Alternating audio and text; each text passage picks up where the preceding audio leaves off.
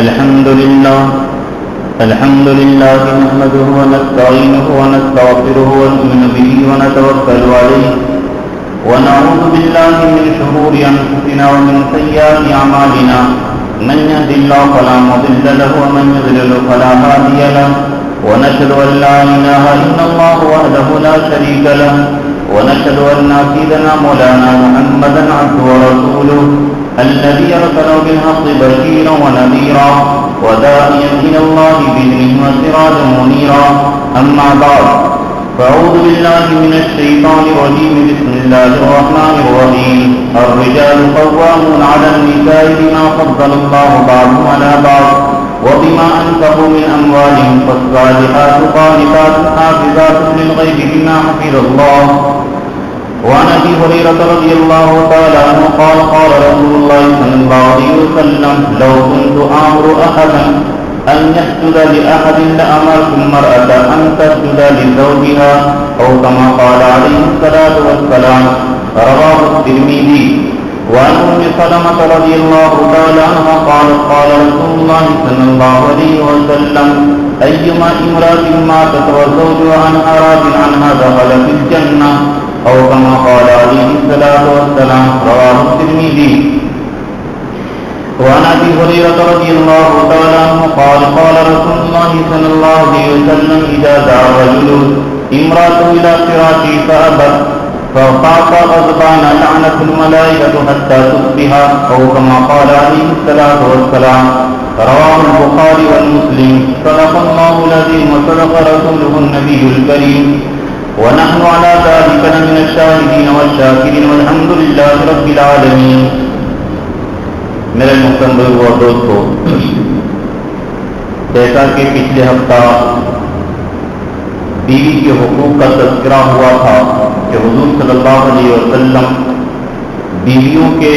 حق کے بارے میں کتنی تاکید سے فرمائے،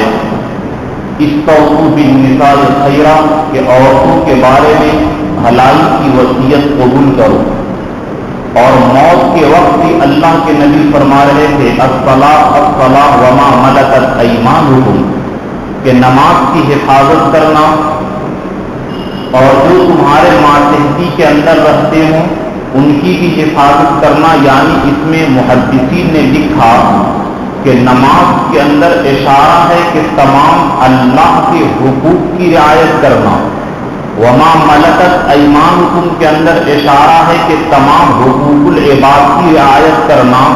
تب جا کر کے تمہارا دین مکمل ہوگا. تو نکاح کی وجہ سے نکاح کے خطبہ کی فضیلت، اس میں کیا پیغام ہے وہ بیان کیا گیا، اور اسی کے ضمن میں دوسرے ہفتہ بیوی کے کیا حقوق ہیں وہ بیان کیے گئے. تو جیسا کہ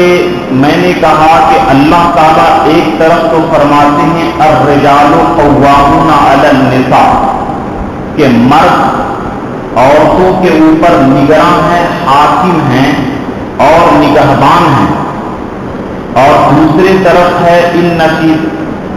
کہ اللہ تعالیٰ نے تمہارے لیے تمہارے ومن آیاتہ ان خلق لکم من انفسکم ازواجا وجعل بینکم مودۃ ورحمہ کہ اللہ تعالیٰ تم دونوں میاں بیوی کے اندر محبت اور رحمت پیدا کیے ہیں. تو یہاں پر دو بات سمجھنے کی ہے. ایک بات تو یہ ہے کہ ایک تو قرآن کی آیت سے یہ سمجھ میں آتی کہ مرد حاکم ہے تو مرد حاکم یعنی بادشاہ کی طرح رہے اور بیوی غلام کی طرح بالکل اس کے ماتحتی کے اندر اور ہر وقت اس سے ڈرتا رہے. جس طرح آقا اپنے بادشاہ سے ڈرتا رہتا ہے اسی طرح بیوی بھی ڈرتی رہی. اس آیت سے تو یہ پتہ چلتا ہے. اور دوسری آیت سے پتہ چلتا ہے مودۃ و رحمہ کہ تمہارے درمیان الفت اور محبت دوستی ہے. تو دوست تو ایک دوسرے سے ڈرتا نہیں ہے تو یہ دونوں باتیں جمع کیسے ہوں گی. حضرت تھانوی رحمۃ اللہ علیہ نے اس مسئلے کو حل کیا اور میں یہ کھل کر کہہ دیتا ہوں کہ مجھے جتنا فائدہ یعنی جتنی باتیں میں بیان کرتا ہوں اکثر تھانوی رحمۃ اللہ علیہ کے دسترخوان سے اور ان کے باغ سے پھول لا کر کے آپ کے سامنے میں پیش کرتا ہوں۔ اور حضرت تھانوی رحمۃ اللہ علیہ نے شریعت کو وہ کھولا ہے کہ شاید ہی کسی عالم نے وہ ان باتوں کو کھولا ہو، اسی لیے ان کا لقب مجدد، یعنی یہ سب باتیں دین میں مٹ گئی تھی تو تھانوی رحمۃ اللہ علیہ ان سب باتوں کو زندہ کیا۔ تھانوی رحمۃ اللہ علیہ اس کو آسانی کے ساتھ اور مثال کے ساتھ حل کر دیے کہ یہ دونوں باتیں جمع ہو سکتی ہے۔ مثال دیے کہ تمہارا کسی کے ساتھ دوستی ہو اور تم دونوں دوست سفر کرو تو حکم ہے کہ جب سفر کرو تو ایک امیر سفر بنا لو۔ تو تم دو دوست ہو اور سفر کر رہے ہو اور ایک کو امیر بنا دیا، تو یہاں جس طرح سے تم دونوں میں دوستی بھی باقی رہتی ہے اور جس طرح عمارت بھی تمہاری باقی رہتی ہے کہ تمہاری حکومت چلتی ہے، لیکن دوست کو تم غلام نہیں سمجھتے ہو، اسی طریقے سے زندگی بھر کا دوست یہ تمہاری بیوی ہے۔ جس طرح سفر کے دوران جب تم امیر سفر بن گئے تو اپنے دوست کو غلام نہیں سمجھتے ہو بلکہ ذمہ دار سمجھتے ہو کہ اپنے دوست کی ساتھ کوئی ایسی حرکت نہ کرے کہ میرے دوست کا دل ٹوٹ جائے اور یہ مجھ سے ناراض ہو جائے۔ اسی طرح موت تک زندگی کا جو ساتھی ہے بیوی، تو تم نگراں ہو، اب ان نگرانی کی وجہ سے تم ان کی ذمہ داری پوری کرو لیکن ان کو تم غلام مت بناؤ۔ تو یہ میرے خیال سے آپ لوگوں کو بات سمجھ میں آ گئی ہوگی کہ مرد ذمہ دار بھی ہے اور ایک محب اور دوست بھی ہے، دوستی کا کردار بھی نبھائے گا اور امیری کا کردار بھی نبھائے گا، عمارت بھی چلائے گا اور دوستی بھی نبھائے گا جس طریقے سے ایک دوست کے ساتھ چلاتا ہے۔ جس آیت کی میں نے تلاوت کی، چونکہ پچھلے ہفتہ شوہر کے ذمے بیوی کے کیا حقوق تھے وہ بیان کیے گئے، اب بیوی کے ذمے کیا حقوق ہے اس کو بیان کرتا ہوں کہ اس زمانہ کے اندر ساری جگہ لڑائی ہے کہ میرا حق ملنا چاہیے، میں دوسرے کا حق دوں یا نہ دوں، میرا حق ملنا چاہیے۔ اسی کے لیے انجمن لوگ بناتے ہیں، ریلی نکالتے ہیں، طرح طرح کے جام کرتے ہیں، گھیراؤ کرتے ہیں کہ میرا حق ملنا چاہیے۔ لیکن اسلام نے اللہ کے نبی ایک طرف تو شوہر کو ابھارے کہ بیوی کے حق ادا کرو، دوسرے طرف بیوی کو بھی ابھارے کہ تم شوہر کا حق ادا کرو۔ صرف ایک آدمی حق ادا کرے گا تو زندگی صحیح سے نہیں گزر سکتی ہے۔ چنانچہ اس آیت کریمہ کے ذیل میں علماء نے بڑی قیمتی بات لکھی ہے کہ فلم دیکھنے کی وجہ سے اور فلمی اسٹائل نقل کرنے کی وجہ سے نعوذ باللہ لڑکیوں اور عورتوں میں یہ بات ذہن میں بیٹھ گئی کہ حکومت میری چلے گی، جبکہ قرآن کہتا ہے الرجال قوامون علی النساء کہ گھر میں حکومت شوہر کی چلے گی، مرد کی چلے گی، بیوی کی نہیں چلے گی۔ اور حضرت جی رحمت اللہ علیہ جو چترا والے سے انتقال کیے، انہوں نے اس کو بڑی اچھی مثال سے سمجھایا کہ دنیا والے شور کر رہے ہیں کہ مرد کی جگہ عورت کو، عورت کی جگہ مرد کو رکھو، یہ ظلم ہو رہا ہے۔ تو انہوں نے مثال دیا کہ آنکھ باہر کی چیز ہے، کان باہر کی چیز ہے اور سر باہر کی چیز ہے، گردہ اندر کی چیز ہے، دماغ اندر کی چیز ہے، پھیپھڑا اندر کی چیز ہے۔ اب اگر آنکھ کو، ناک کو، کان کو اندر ڈال دیا جائے اور دل گردہ کو باہر نکال دیا جائے تو جسم کا سسٹم برباد ہو جائے گا، اس کی موت ہو جائے گی۔ اسی طرح اللہ تعالیٰ نے کرنا کی بجوتی کننا کہ عورت گھر کے اندر رہے اور مرد باہر کی ذمہ داری سنبھالے۔ اب اگر الٹا کر دے تو دنیا کا راحت کا جو سسٹم تھا وہ سب برباد ہو جائے گا، عورت کی عزت محفوظ نہیں رہے گی، دنیا جہنم زار بن جائے گی۔ تو ماں بہنیں یہ بات اپنے ذہن میں بیٹھا لیں کہ اللہ جو بنانے والا ہے انسان کو، اللہ جو کائنات کو بنانے والا ہے، اس اللہ نے حکم دیا الرجال قوامون علی النساء کہ شوہر کی حکومت چلے گی، شوہر امیر رہے گا، شوہر ذمہ دار رہے گا، بات شوہر کی چلے گی۔ ہاں بیوی سے مشورہ لے سکتے ہیں، بیوی مشورہ دے سکتی ہے، لیکن بیوی کہے نہیں سارا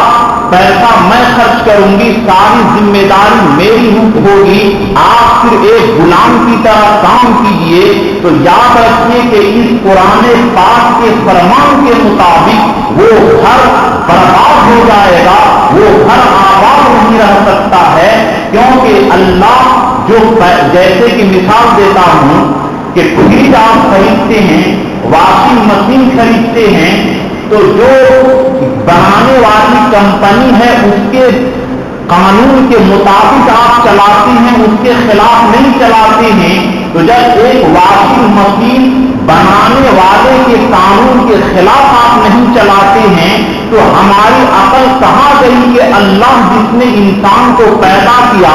میاں بیوی کے جوڑ کو پیدا کیا، اور بیوی کہے نہیں اللہ کے قانون کے خلاف شوہر تابع رہے گا اور میں امیر رہوں گی، تو یہ اللہ کے قانون کے خلاف بغاوت ہے۔ اور جس طریقے سے ایک کمپنی کے قانون کے خلاف کوئی صحیح سے مشین نہیں چلا سکتا ہے، اللہ پاک کی قسم اگر عورت اپنے ذہن میں اپنے آپ کو امیر اور مرد کو معمول بنا لے، وہ گھر ترقی نہیں کر سکتا، ان کی بزنس ترقی نہیں کر سکتی، رشتے داروں کے ساتھ صحیح سے سلوک نہیں رہ سکتا۔ آج گھروں کے اندر جو بربادی آئی ہے، بہت سارے گھروں کے اندر آپ خود تجربہ کر کے دیکھ لیجئے کہ جہاں پر حکومت عورت کی چلتی ہے اور مرد وہاں پر محکوم اور غلامی کی زندگی گزارتا ہے، وہ گھر برباد ہو جائے گا۔ یہ قرآن کا اعلان اور قرآن کا فیصلہ ہے۔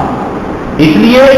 بیوی کا حق ادا کیجیے، ان کے ساتھ مساوات، ان کے ساتھ حق ادا کیجیے، لیکن ان کے وہ بیوی اتنی اوپر نہ چڑھ جائیں کہ مرد کو غلام بنا لے اور اپنا امیر بن جائیں۔ اس طریقے سے وہ بہت زیادہ گھر برباد ہو جائے گا۔ جہاں پر حکومت عورت کی چلتی ہو اور مرد کی وہاں پر عمارت ختم ہو گئی ہو، وہ گھر صحیح سے آباد ہو ہی نہیں سکتا ہے۔ میرے دوستوں، تو دوسری طرف اللہ تعالیٰ نے عورتوں کو بھی تعقیب فرمائی، چنانچہ خطبے کے اندر جو میں نے آیت کریمہ پڑھی اور اللہ کے نبی صلی اللہ علیہ وسلم کتنی زیادہ تاکید فرمائے کہ غیر اللہ کو سجدہ کرنا یہ شرک ہے، لیکن نبی صلی اللہ علیہ وسلم فرمائے لو كنت آمر احدا ان يسجد لاحد، کہ اگر اللہ کے علاوہ کسی کو سجدہ کرنا جائز ہوتا، لأمرت المرأة ان تسجد لزوجها، اگر اللہ کے علاوہ کسی کو سجدہ کرنا جائز ہوتا تو میں بیویوں کو حکم دیتا کہ اپنے شوہروں کو سجدہ کریں۔ اور ایک روایت میں ہے لعظم حقہ علیہا، کہ شوہر کا بیوی پر بہت زیادہ حق ہے کہ شوہر 2 سال سعودی رہتا ہے بیوی کے نان و نفقہ کو ادا کرنے کے لیے، دن بھر کا آرام چھوڑتا ہے، دن بھر کے رشتہ چلاتا ہے، دن بھر کی تکلیف اٹھاتا ہے، سارا غم ساری مصیبت خود برداشت کرتا ہے، عورت کے اوپر وہ مصیبت کو نہیں آنے دیتا ہے۔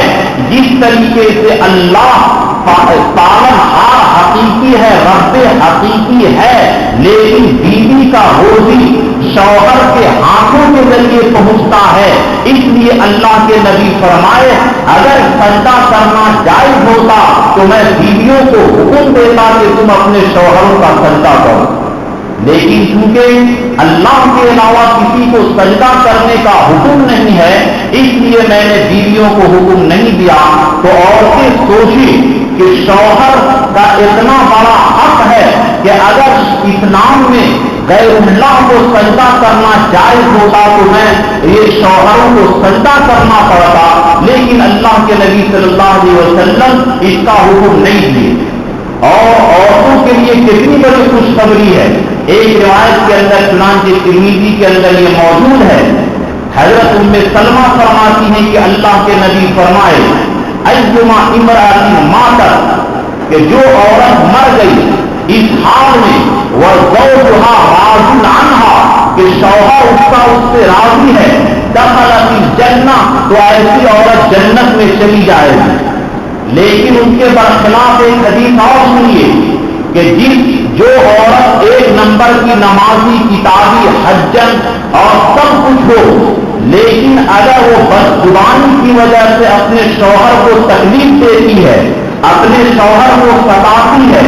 اس کی بدکرداری کی وجہ سے شوہر ناراض رہتا ہے، تو بڑی سخت وعید ہے۔ حدیث سنیے،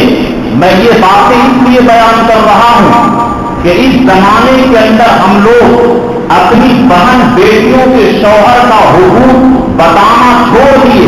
اس لیے عام طور پر شادی ہوتی ہی جب لڑکی سسرال میں پہنچتی ہے تو شوہر سے ڈیمانڈ کرتی ہے کہ مجھے آپ الگ فلائٹ میں لے کر کے رہیے، میں آپ کے ماں باپ کے ساتھ نہیں رہ سکتی۔ یہ چونکہ مزاج بن گیا ہے اس وجہ سے کہ شوہر کا کیا حقوق ہے، ان حقوق کے نہ جاننے کی وجہ سے آئے دن خلا کا مسئلہ، آئے دن طلاق کا مسئلہ، یہ ساری کی ساری مصیبت اسی لیے ہے کہ جو عورت اس طریقے سے شوہر کا حقوق ادا نہ کرے گی وہ گھر جہنم کا نمونہ ہے۔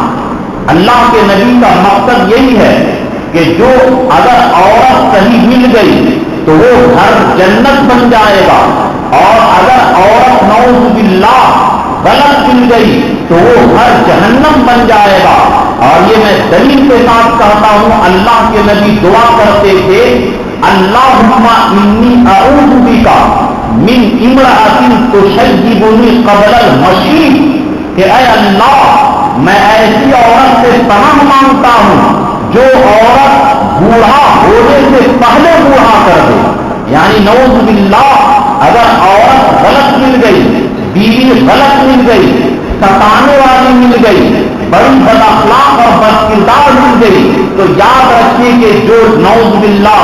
جن مردوں کو پالا پڑا ہوگا تو وہ دیکھیے کہ کتنا ذہنی ٹینشن میں رہتے ہیں، بوڑھا ہونے سے پہلے ہی وہ بوڑھا ہو جاتا ہے۔ تو اللہ کے نبی ایسی عورت سے پناہ چاہے، امرأۃ تشیبنی قبل المشیب، جو عورت بوڑھا ہونے سے پہلے بوڑھا کر دے، اور عورت نیک مل گئی تو سمجھیے کہ اس کو دنیا اور آخرت کی بھلائی مل گئی۔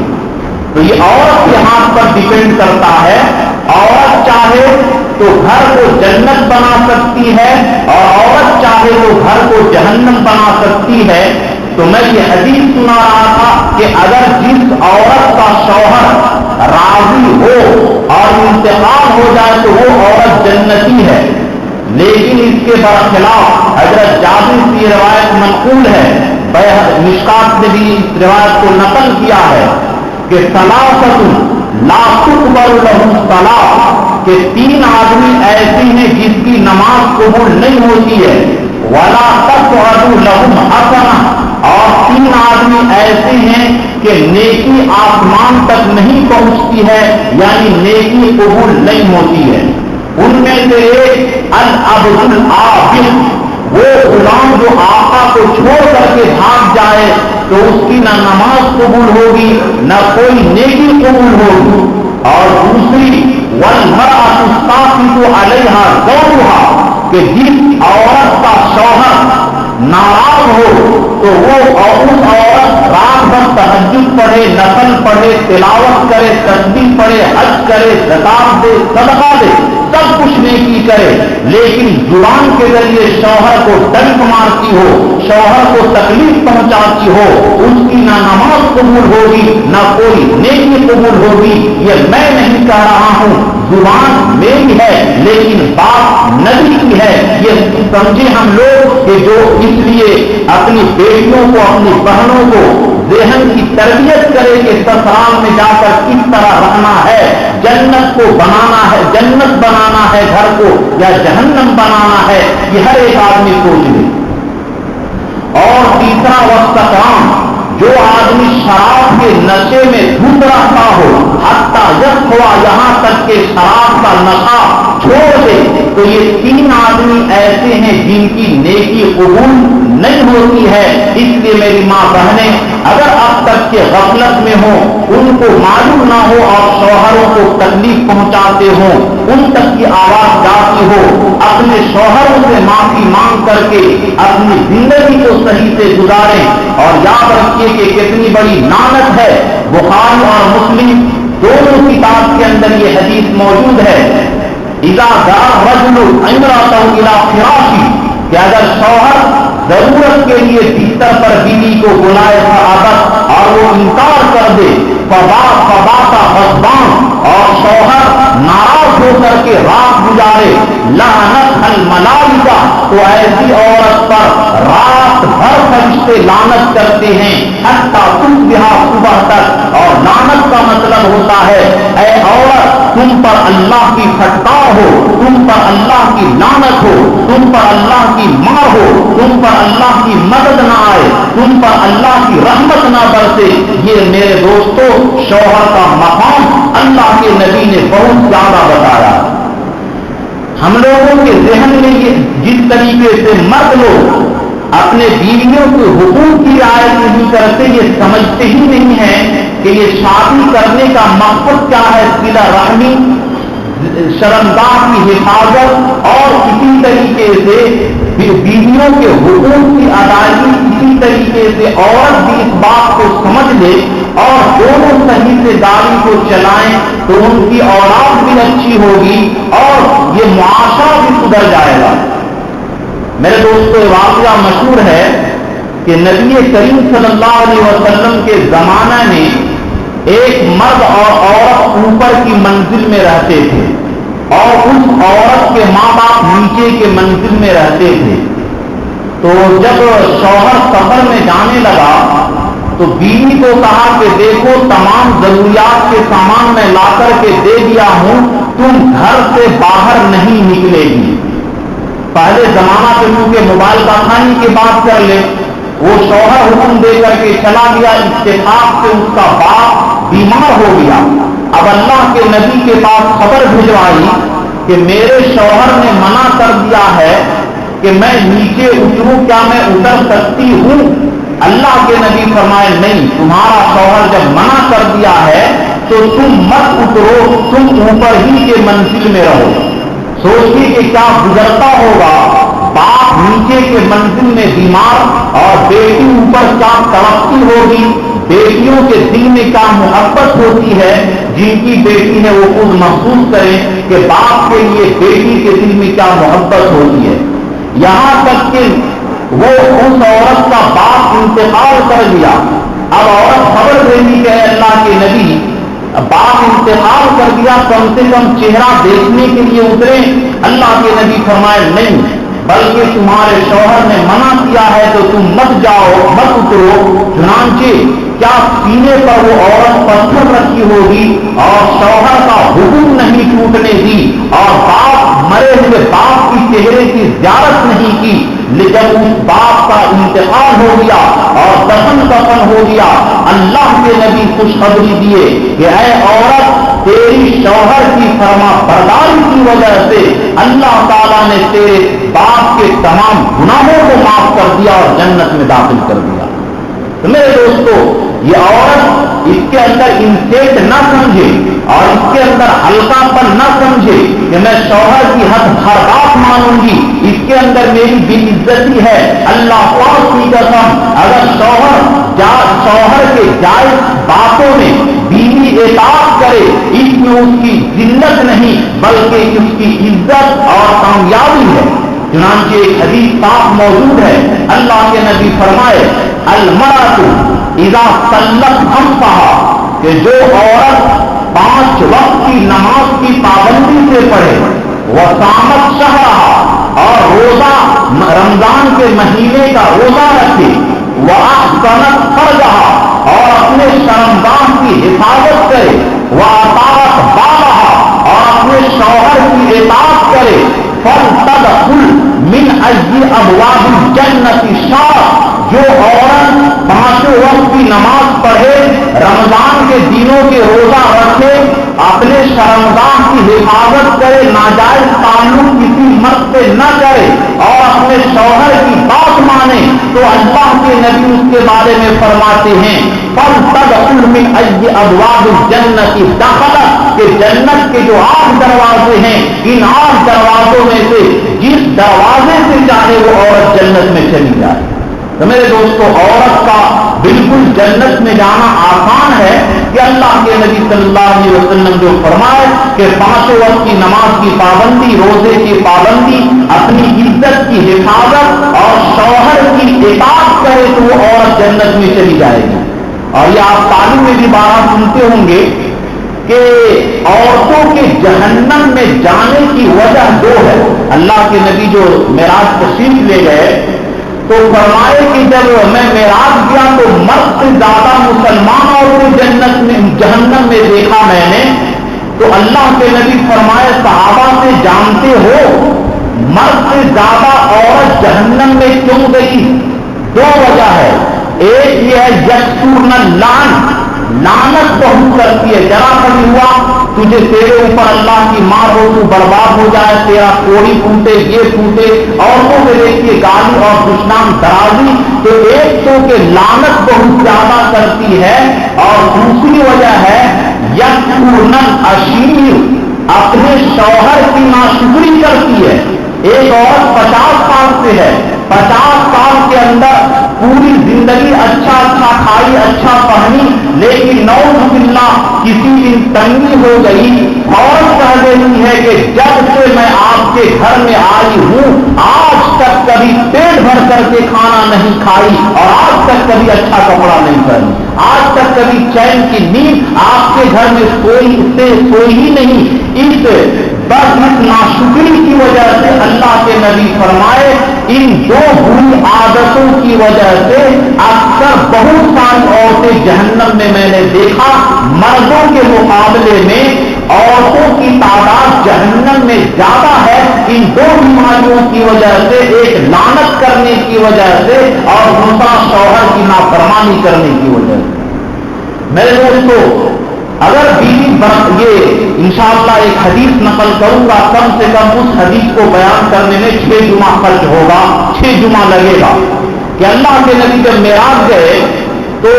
بعض عورتوں کو دیکھے کہ زبان کے بل لٹکی ہوئی ہے اور نیچے سے جہنم کی آگ جل رہی ہے اور عورتیں جل رہی ہیں۔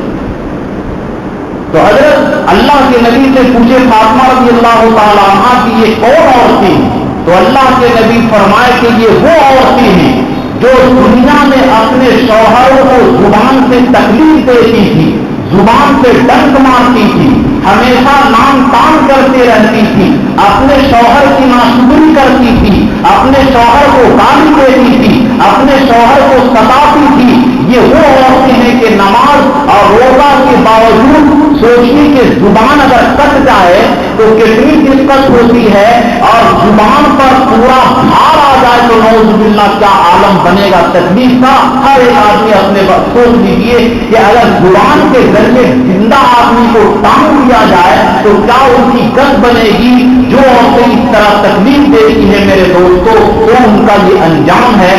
تو عورتیں جو صبر کے ساتھ اپنے شوہر کے گھر میں رہتی ہیں تو اللہ تعالیٰ جیتے جاگتے اس گھر کو جنت بنا دیتے۔ چنانچہ واقعہ مشہور ہے کہ حضرت شیخ الہند رحمت اللہ علیہ کے زمانے کے اندر مولانا، یہ پاکستان کے تھے، مولانا احمد علی لاہوری رحمت اللہ علیہ، وہ ان کے ماں باپ غیر مسلم تھے، وہ ایمان قبول کیے اور دیوبند پڑھنے چلے آئے، کیونکہ ملک اس وقت تقسیم نہیں ہوا تھا، تو چونکہ غیر مسلم تھے، نئے مسلمان تھے، کوئی پیسہ وغیرہ بھیجتا نہیں تھا، تو ایک شیخ الہند رحمت اللہ علیہ کے بڑے ولی دوست تھے، وہ لڑکا کو دیکھے تو پہچان لیے کہ یہ لڑکا ولی معلوم ہوتا ہے، میری بیٹی بھی جوان ہو گئی ہے، اب میں اس سے اپنی لڑکی کی شادی کروں۔ چنانچہ غربت کا عالم تھا اور حضرت شیخ الہند رحمت اللہ علیہ اسیر مالٹا انہوں نے رشتہ طے کر دیا اور کہہ دیا کہ تمہارا آج عصر کے بعد نکاح ہے، ساتھیوں نے کہا کہ مولانا احمد علی لاہوری تمہارے پاس کپڑا نہیں ہے، میرا کپڑا لے لو۔ انہوں نے کہا کہ نہیں، دوسرے کے کپڑا میں نکاح نہیں پڑھوں گا۔ چنانچہ اسی کپڑا کو دھوئے اور سردی کا دن تھا، خشک نہیں ہوا، گیلے کپڑے کے اندر نکاح پڑھے۔ اور فقر و فاقہ ہوتا تھا تو بیٹی جب سسرال سے واپس گئی تو ماں باپ نے پوچھا کہ کیسے گھر کو پائے، حالانکہ روزانہ کمپلسری فاقہ ہوتا تھا، تینوں وقت کھانا نہیں ملتا تھا، لیکن اس کے باوجود بیٹی کہتی تھی اے امی جان، میں سنتا تھا کہ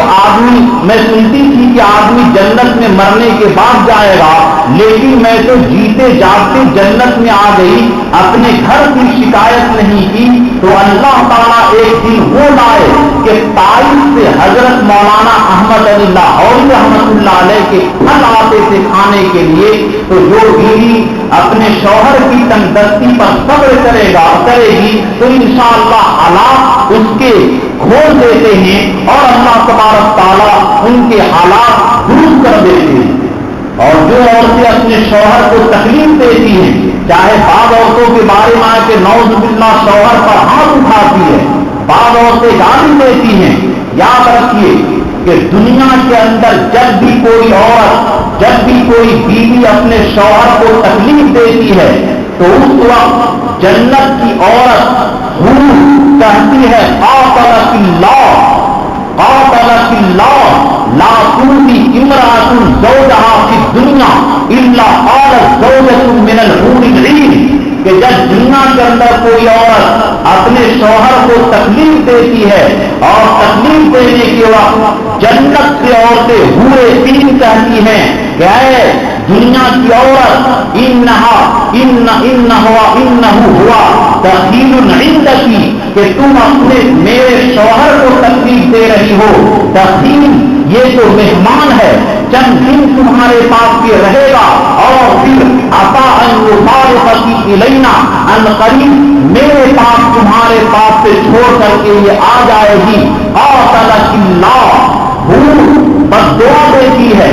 وہاں جنت میں سوگن کا مسئلہ نہیں رہے گا، ایک اللہ تعالیٰ ایک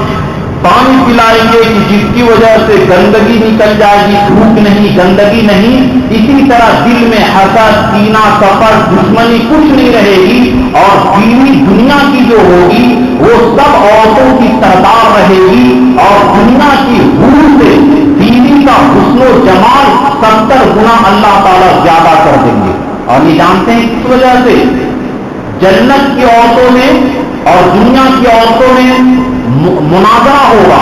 کہ ہم یہ کرتے ہیں، ہمارے اندر یہ صفت ہے،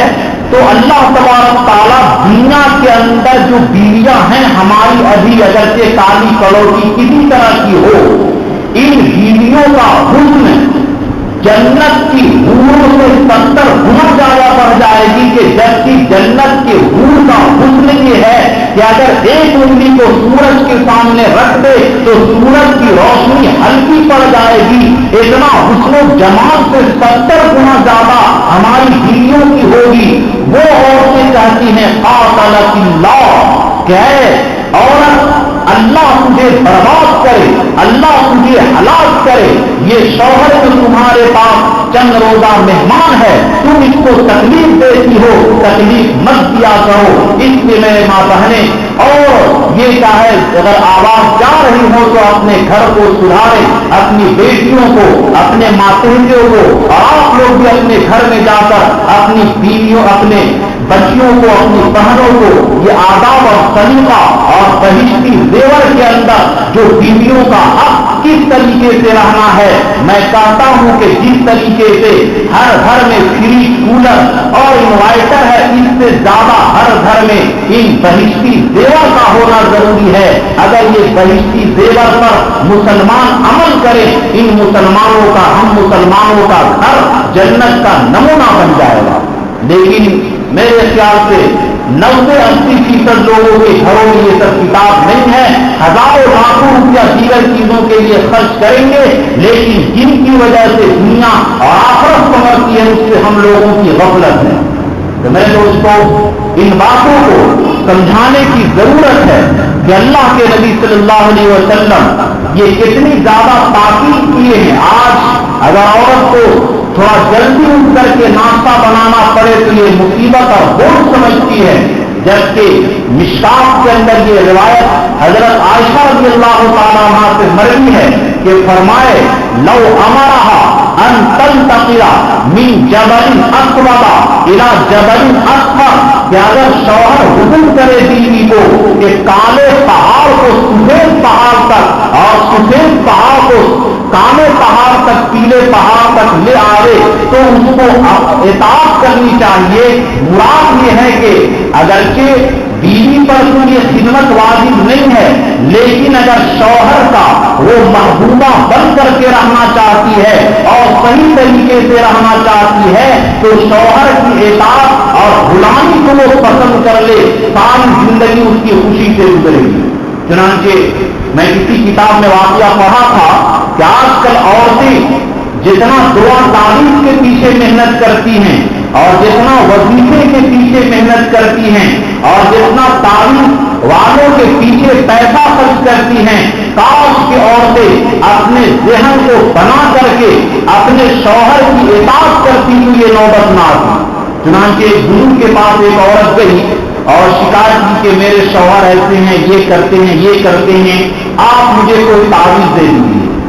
بزرگ صاحب بڑے عقل مند تھے اور اللہ والے تھے، عورت کو شوہر کی اطاعت کی طرف مائل کرنا چاہتے تھے. انہوں نے کہا ایک شرط ہے کہ تم شیر کا بال میرے پاس لاؤ تو میں تمہارے شوہر کا علاج کر دوں گا. اب یہ عورت کے پاس گئی کہ شیر کا بال کیسے لائیں،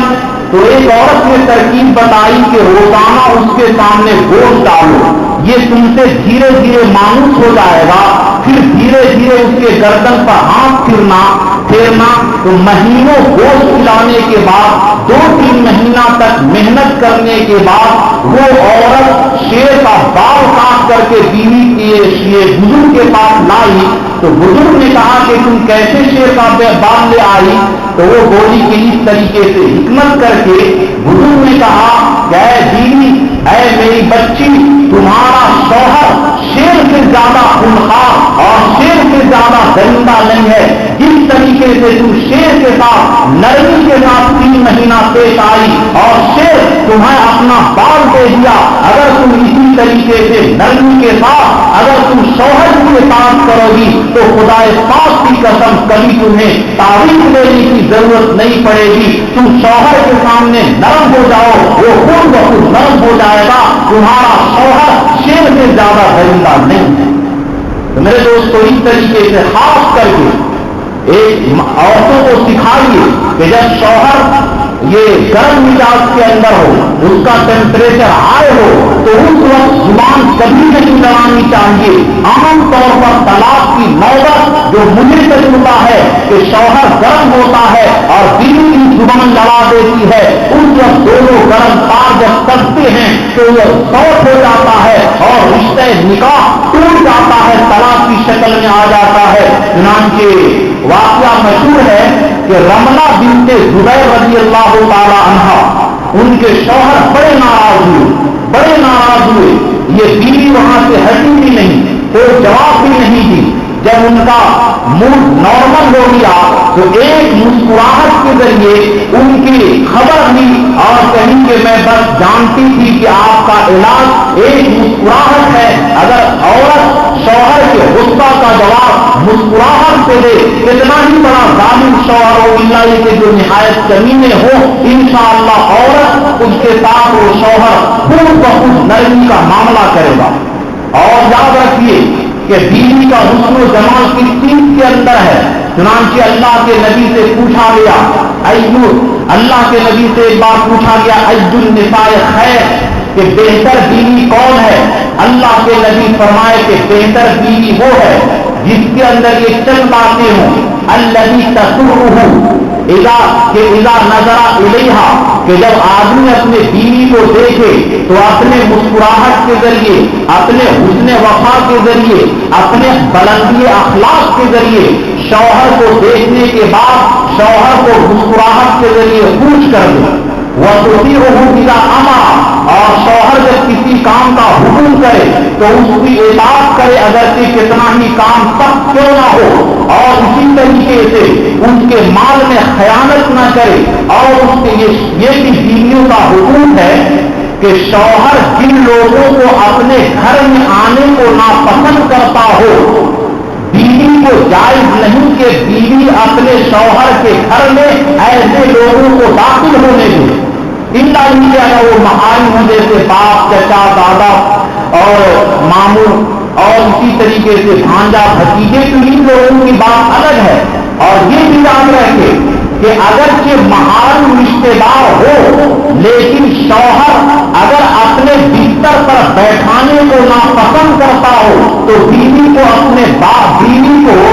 شوہر کے بستر پر باپ کو بیٹھانا بھی جائز نہیں ہے۔ چنانچہ واقعہ مشہور ہے، ام حبیبہ رضی اللہ تعالی عنہا کے والد ابو سفیان جب آئے تھے ایمان قبول کرنے سے پہلے تو حضور صلی اللہ علیہ وسلم کے بستر پر وہ ابو سفیان اپنے باپ کو نہیں بیٹھنے دیے تھے۔ تو اگر شوہر ناپسند کرتا ہو کہ میرے گھر میں یہ لوگ نہ آئے تو بیوی کو جائز نہیں کہ اپنے گھر میں آنے دیں، اور باپ، چچا، ماموں جو جن سے رشتے حرام ہیں، جو محارم ہیں، جن سے پردہ نہیں ہے، وہ تو آ سکتے ہیں ہفتے کے اندر، لیکن اپنے بستر پر اگر شوہر بیٹھانا نہیں چاہتا ہو تو بیوی اپنے شوہر کے بستر پر بھی اپنے باپ کو نہیں بیٹھا سکتی ہے۔ شوہر کا یہ حکم ہے۔ تو اگر یہ بیویوں کے کردار کو اللہ کے نبی بیان کیے کہ سب سے اچھی عورت وہ ہے کہ جب شوہر دیکھے خوش کر دے،